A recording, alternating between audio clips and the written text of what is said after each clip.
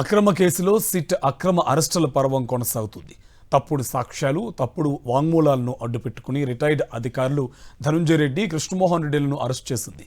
ఈ కేసులో ఇద్దరిని మొదటి రోజు 6 గంటల పాటు, రెండో రోజు ఏకంగా 13 గంటల పాటు విచారణ పేరుతో సిట్ వేధించింది.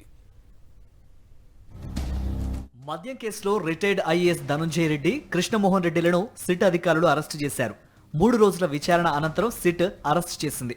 శుక్రవారం ఉదయం నుంచి సాయంత్రం 7 గంటల వరకు విచారణ పేరుతో వేధించిన సిట్ రాత్రి 7 గంటల 15 నిమిషాలకు వారిద్దరిని అరెస్టు చేసినట్లు ప్రకటించింది. ఆ విషయాన్ని వారి కుటుంబ సభ్యులకు తెలిపింది. ధనంజయ రెడ్డి, కృష్ణమోహన్ రెడ్డి సెల్ ఫోన్లను సిట్ స్వాధీనం చేసుకుంది. ఇవాళ ఉదయం వారికి ప్రభుత్వ ఆసుపత్రిలో వైద్య పరీక్షలు నిర్వహిస్తారు. అనంతరం విజయవాడ ఏసీబీ న్యాయస్థానంలో హాజరుపరుస్తారు. మాజీ ఐఏఎస్ అధికారి ధనంజయ రెడ్డి, మాజీ ప్రభుత్వాధికారి కృష్ణమోహన్ రెడ్డిల అరెస్టును ఖండించారు వైఎస్ఆర్సీపీ నేత సుదర్శన్ రెడ్డి.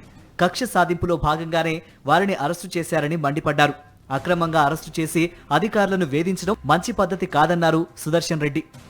లిక్కర్ కేసులో మాజీ ఐఏఎస్ ధనంజయ రెడ్డి గారు, ఓఎస్డి కృష్ణమోహన్ రెడ్డి గారిని ఇద్దరిని కూడా 3 రోజుల నుంచి విచారించుతూ విచారణ పేరుతో రోజు కూడా వాళ్ళను 3 రోజుల నుంచి ఇదే సిట్ ఆఫీసుకు పిలిచి రోజు విచారణ చేసేవాళ్ళు. సిట్ అధికారులు వాళ్ళను అరెస్ట్ చేసినట్లు నిర్ధారించడం జరిగింది. సిట్ చీఫ్ గా ఉన్న Vijayawada police commissioner SV Rajasekhar Babu, ఇతర అధికారులు వారిని విడివిడిగా రోజంతా విచారించారు. మొదటి రోజు అడిగిన ప్రశ్నలనే మళ్లీ అడగడం గమనార్హం.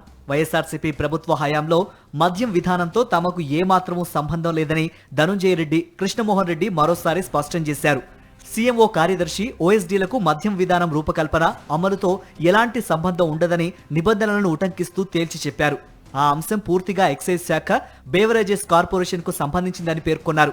అయినా సరే సిట్ అధికారులు పదే అవే ప్రశ్నలు వేస్తూ వారిని వేధించారు.